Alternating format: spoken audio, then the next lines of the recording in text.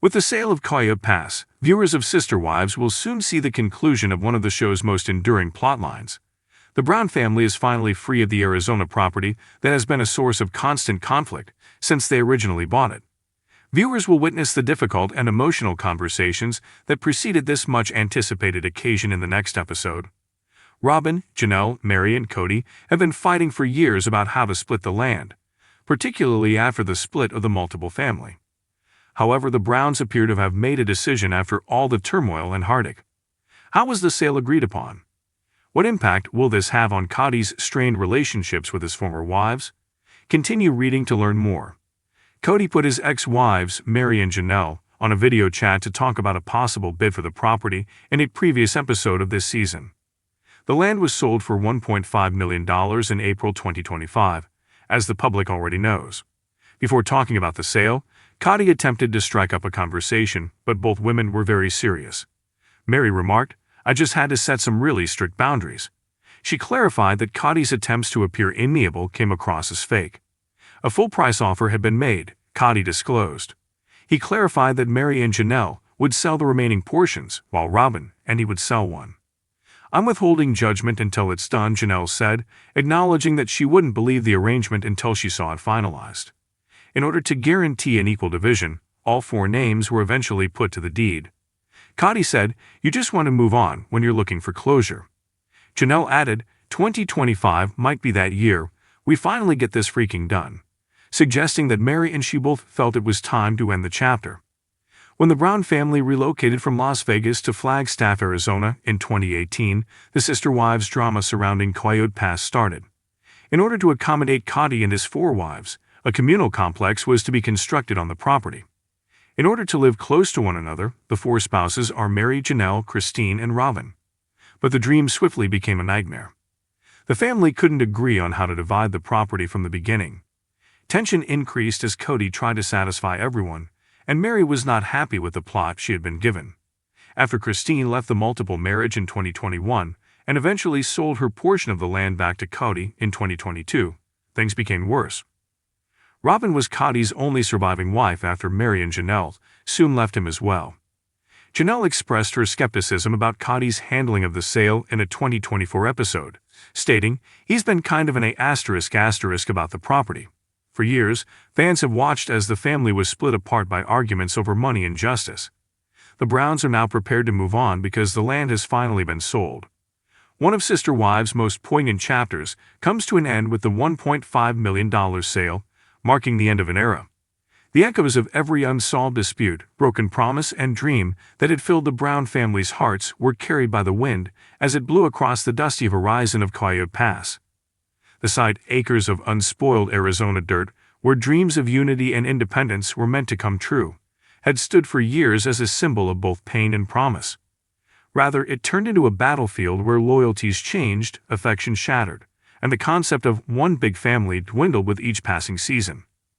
Coyote Pass has now sold after years of conflict, tears, and emotional warfare. The sale is the final link connecting the Browns to the unrealized dream and the end of an era. Coyote Pass was more than simply land when the Brown family originally purchased it. It was the hope of a better future. Every wife envisioned her ideal house, a haven where she could develop her own personality while still being a member of the multiple family, and where her children could grow up in harmony. The property was meant to heal the silent scars from years of emotional neglect, as well as jealousy, distance, imbalance, and other issues that the Vegas cul-de-sac was unable to address. However, like with all dreams that appear promising on paper, reality has flaws. Development was hindered by financial difficulties. Emotional divisions deepened. It didn't take long for the unity needed to develop together to crumble. Resentment, frustration, and shifting coalitions eclipsed any effort to make progress. Coyote Pass remained unaltered. The dream followed suit. The real rifts in the family started to show while the property remained unoccupied. Mary felt left behind. Christine felt invisible. Janelle suffered from broken promises. Robin clung to hope, but even she was powerless to break the increasing familial hush. Cody's leadership, which had previously kept everyone together, has gradually caused the 4 wives to drift apart. The land itself turned into a metaphor. It was a vast, undeveloped area. Potentially abundant, intensely painful. One heart seemed to float away each time work was postponed. Every disagreement about finances, design, or emotional commitment was absorbed into the soil. The country was already spiritually empty when Christine packed her things. Janelle was the only one who had a longer than warranted belief in Coyote Pass. She was a pragmatic woman who held on to the land because it symbolized independence as well as the future. She desired a house that she could call her own, a home for her adult offspring, a sign that she may be accepted without walls. Refusing to give up the ideal, she lived in an RV on the farm during the summers. Even so, she was unable to overcome the reality that a dream cannot be pursued on its own. Building was pointless without family togetherness. There was no basis if there was no peace. Even Janelle had to let go whether she wanted to or not, when the emotional toll became more than the monetary one. There was more to the sale than just land. It was about coming to terms with a future devoid of the shared family life she had battled for. 4 wives and a husband did not decide to sell Coyote Pass together. As a final resort, it was an aftermath decision. Only debt and ghosts remained in the land. There was no longer any hope. Before everyone could genuinely cut ties, the property, which had once been the ideal of owning 4 houses and a shared common house, became a financial burden that needed to be resolved. It wasn't enthusiastically sold. It was exhaustively sold. Cotty, who is now effectively Robin's only spouse, saw the land disappear as the final tangible reminder of the family he was unable to maintain as well as real estate. The selling of Coyote Pass was a surrender, not a fresh start. Already remarried, emotionally free, and unabashedly happy, Christine is embracing her new life. One of the remaining ties to her past was Coyote Pass, and the sale completes her departure in every manner. She is emotionally intact in addition to being physically absent. She has concluded her chapter. At one point, Mary thought she would feel included once more at Coyote Pass. She now stands on her own 2 feet, however, having rebuilt her self-worth, put her business first, and protected her heart after years of emotional exclusion.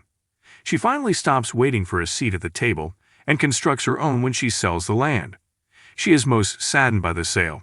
She still genuinely believed in the dream, not because she is emotionally tied to Cotty. She compares giving it up to losing a home she never had.